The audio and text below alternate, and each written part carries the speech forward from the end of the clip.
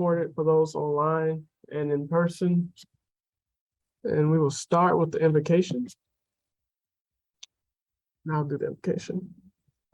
Lord, we thank you. We thank you for your love and for your grace. We thank you, God, for your provision and blessing the city of Glenarden. We pray you'll be with us to this meeting. Bless those who are here. May the citizens' voices be heard. May you help us to just continue to progress forward as a community. Please be with our citizens who are ailing, who are sick, who are recovering. May your healing hands be over each and every one of them. Even in the here or in bed at home or in the hospital. Be with all. Love and thank you. I am in Jesus' name. Amen.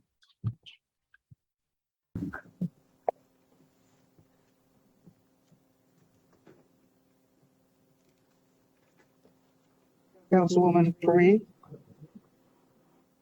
Yes. Councilwoman Guillaume? Yes. Councilman Herring? Yes. Councilman Hairston? Yes. Councilwoman Jones? Yes. President Curtis? Yes. All right. What's that? This public hearing is to hear citizens' comments pending legislation as outlined on the agenda. Right now, we will open the floor to citizens' comments held to 3 minutes each. If you have any comments on today's pending legislation, if you're in the room, you can raise your hand and I'll recognize you. If you're online, please raise your hand virtually, or you can open your mic and I can recognize you. Mr. Powell.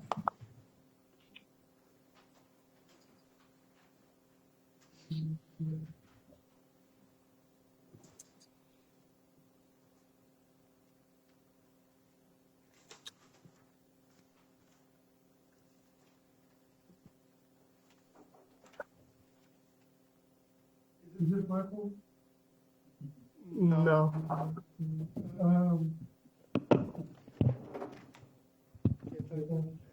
Press the button so it's green.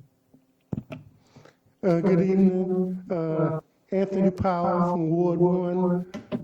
Legislation R 24, 2023. Is there any way we can table this? Because the Go Room doesn't make any money for the city, so why would you get the employees a cost of living, a pay raise, if they're not making any money? You like a response right now? Yes. Okay. Well, by law, minimum wage has been increased. So by law, we have to increase it. Okay, but So while the wages for government staff is below the state requirement for minimum wage. okay, The state passed a law to increase the minimum wage, and we have to raise that up to that level, to at least that level. okay. Okay, thank you. You're welcome.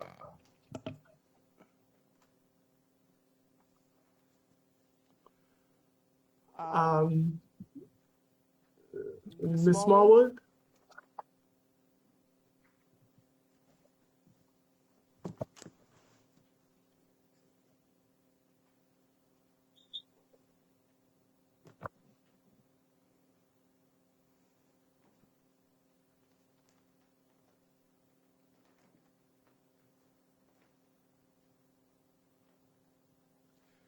We want to start. There's a mic right here, and you have 3 minutes. It's not that, Ms. Smallwood.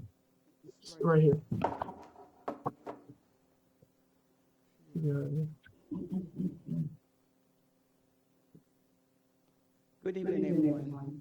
Good evening. The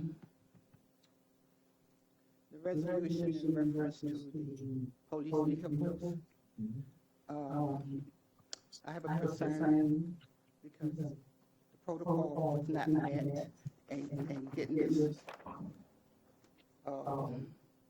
resolution done. The resolution should not have been done after the fact. It should have been done before the fact. And the charter requires that anything over $2,000, $6,000 be brought before the council for approval. And I don't see how this mistake happened, because the treasurer been here long enough to know that you cannot pay for a vehicle without having the approval of the council with the resolution and the PO attached to it.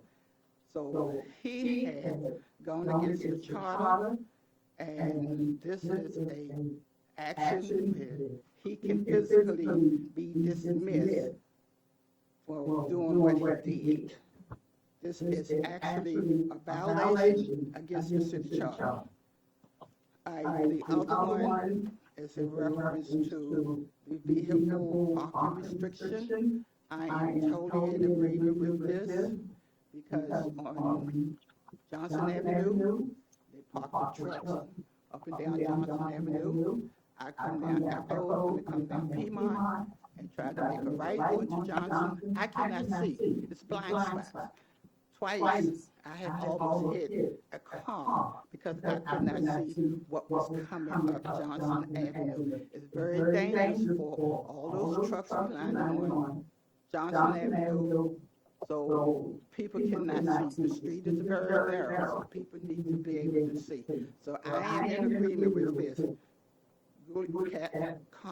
Councilman Glenarden, I understand you're trying to be flexible, but you have to do what is right for the city, and just one person cannot hold up a resolution where 80% of the people in the city want this to happen.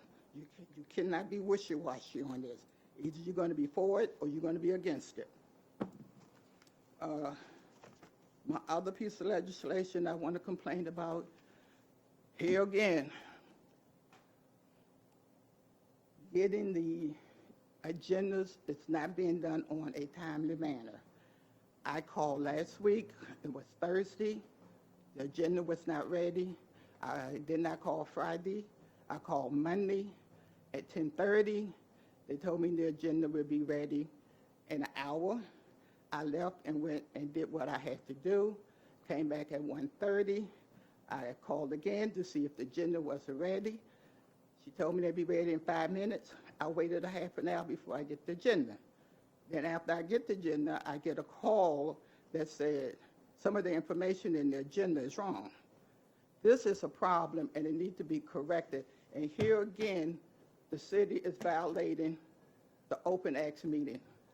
So I am going to take my time this time, and I'm going to file. Okay. And this time, Council President Curtis, your name will be on it, Okay. okay? Because I am tired of us not getting the agenda out to the public on time. The Open Act meeting says when you know that the meeting is supposed to take place, the agenda is supposed to be ready within 24 hours. This is not happening in the city of Glenarden. So y'all need to do what the Open Act meeting requires, and get this city moving in the right direction. And that's all I have to say. All right. Thank you. I just wanted to,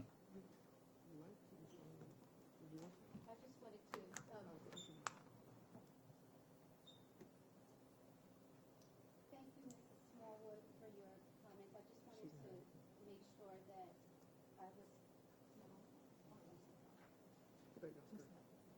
Thank you, Mrs. Smallwood, for your comments. I received them. I just want to clarify that I don't believe I'm being wishy-washy. I feel that I've been very clear. I spoke on a compromise. I said, is there a way that we can try to come up with a compromise? And because I have seen the issue on one part of the city and issues and on the other parts of the city, it's not.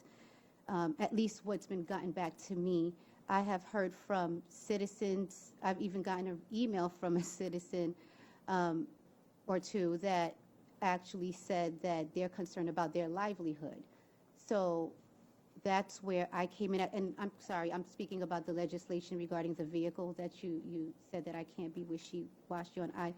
I don't believe that I've been wishy-washy. I just want to say that I feel that we all want to do what's best for the entire city, but we also know that what is an issue for one part of the city may not be an issue for the other part of the city, or what's an issue for one citizen is not necessarily an issue for the other, and not saying that we have to discount one citizen over the other, but that's where compromise comes in. And so where it may appear to folks when I use the word compromise that is being wishy-washy, I don't feel that I am. So that's all I wanted to say. Thank you. Is there any other citizen who would like to speak? Ms. Wilson.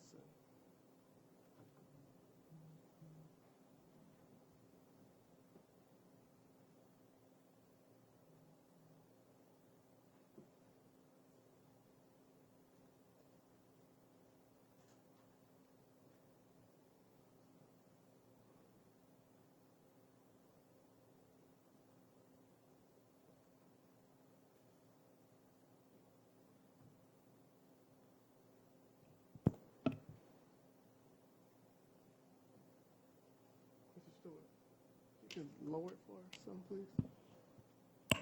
Thank you. Good evening, everyone. I too have concerns about the legislation for the ordinance that Mr. Herring is trying to help the citizens who are having parking issues in their resident, in their area. And for over 2 years, citizens have been complaining about we need relief, because they don't have parking spaces, because their street is narrow, because there are commercial vehicles being parked on the street. And so with that being said, it's like it eliminates some of the parking spaces, especially, and I've heard from senior citizens, and one senior citizen could not be here tonight, so she asked me to speak on her behalf. But I'm just thinking that she's like 92 years old, almost 92 years old, and she's complaining that I can't park in my, if I park on the street, if I park in my driveway, I can't get out. If, or if someone comes to visit me, there's nowhere for them to park because of the different trucks that are on the street. So on behalf of her, I'm speaking because they need relief. They need help. And my whole thing is that sometimes you can have yes, Councilwoman, you can have one thing going on in one area and one thing going on in the other. But you have to weigh it out to see, okay, how many people are being affected by this? Is it more than over here? So therefore, if there's more over on this hand than on this hand, sometimes you have to make a tough decision, a hard decision to bring about relief for people who have no other relief. They have no other solution. There's nothing else that they can do. They can't widen their street. They can't bang on people's doors and say, always say, move your vehicle. They can't do that. So they need help from the council to take a responsibility for them, the people who they have elected to represent them, to say, we need your help here. Help us. So I think that I support this. I support this ordinance that Mr. Herring has brought forth. And I'm saying, please give those people relief.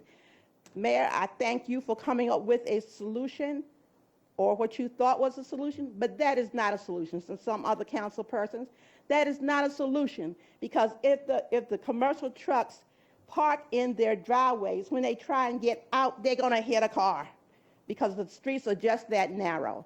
There's a problem in those areas. So please give them a solution. On the other resolution that I have a problem with, I'm concerned about the finances in the city of Glenarden.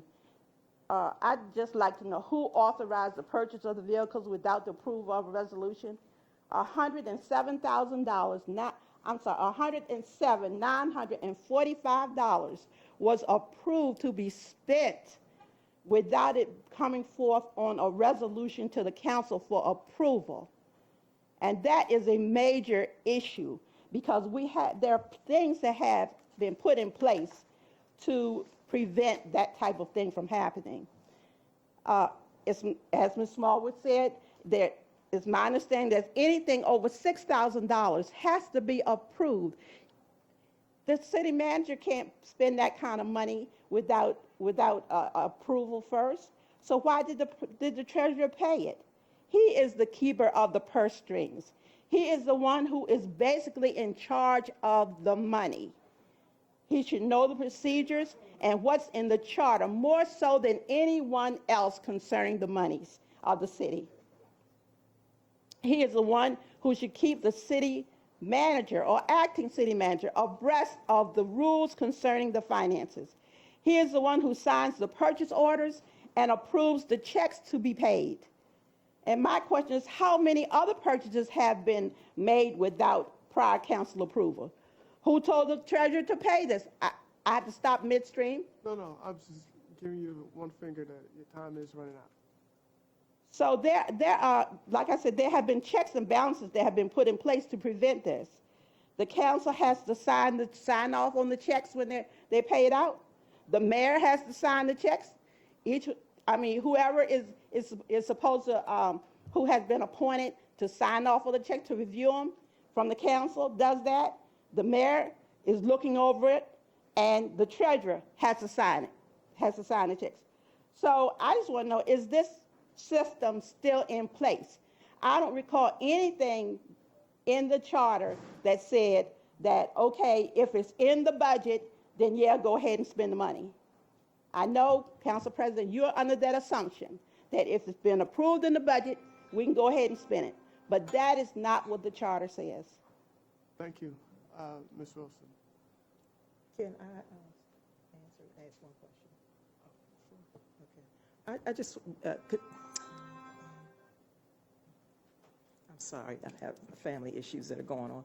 I'm sorry, but I did want to ask one question of the chief.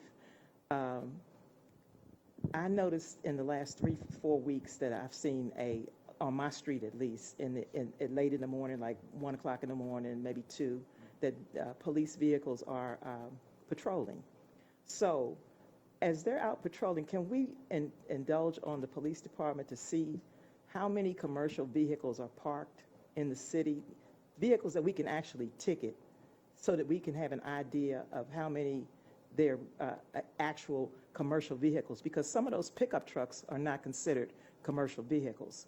So I was just wondering if we could indulge on the police department as they're patrolling at night, especially because during the day we had the code enforcement team, and I'm sure they're getting the vehicles that are, but at night when code enforcement's not here, if we could just kind of get a rough number of what they see, if they see any vehicles that would be considered as commercial vehicles.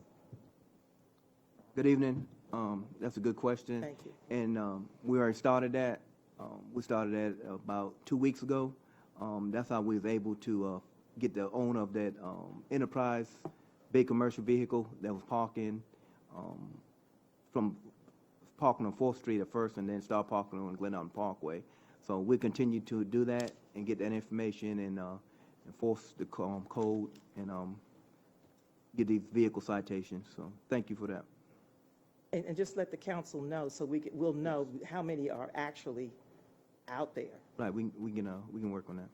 Because I think some of the other vehicles that are in question are vans that are considered, not considered, but maybe have writing or something on it.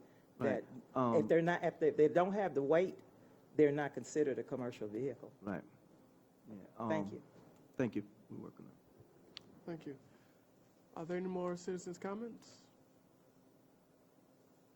Anyone online?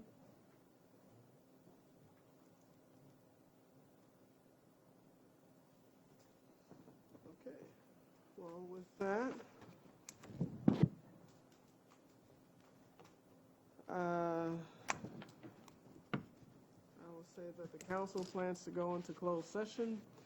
Well, vote on the closed session. Pursuant to the annotated code of Maryland, State Government Article 10-508A, the council by majority vote may retire to executive or closed session at any time during the meeting. Should the council retire to executive or closed session, the chair will announce the reasons, and a report will be issued at a future meeting disclosing the reasons for such closed session. And I want to make a motion to go into closed session to conduct an interview for Gold Room Coordinator. Is there a second? Second. Any discussion?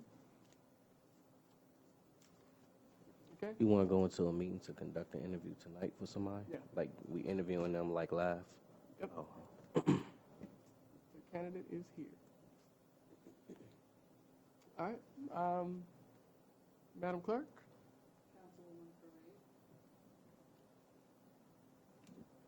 Before I give my response, I just want to address this because I know I have addressed this internally, but I do think that the city council has to figure out if we're going to be legislators or administrators. I believe that hiring of a gold room coordinator should be the responsibility of the city manager. I think the council's responsibility is to work with the mayor to identify who the city manager should be, and then let the city manager manage the city, including hiring staff and department heads, as it says in the charter. With that said, I vote no. Ms. Guillaume? Yes. Oh, sorry. I'm sorry. Councilwoman Fareed, I'm sorry, I didn't hear what your vote was. You said no. Okay. Councilman Hairston? Yes. Councilman Herring? Yes. Councilwoman Jones? Yes. And President Curtis? Yes. Yes, it's With that, the open Session is now closed. And we'll take a 5-minute recess. Can we do that? For the candidate to come in and get situated.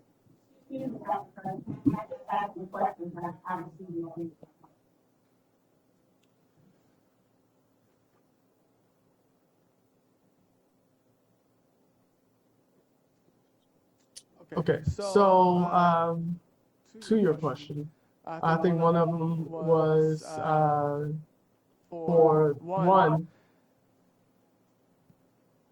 though I do think that if we approve something in the budget, that we should not get into the red tape of putting the arduous process into paying things, I follow the charter. So, in this case, and the charter say that a resolution has to be done for it. And, you know, we missed the process. This is one out of many that the, many ones that the treasurer got right, that everyone in the city got right. This is one that slipped through the cracks. So, you know, the best we can do is own the mistake, learn from it, and move forward. It hasn't happened before, and we're not looking for it to happen again. My question was, is this process still in? It is still in place. Thank you. You can stop recording now.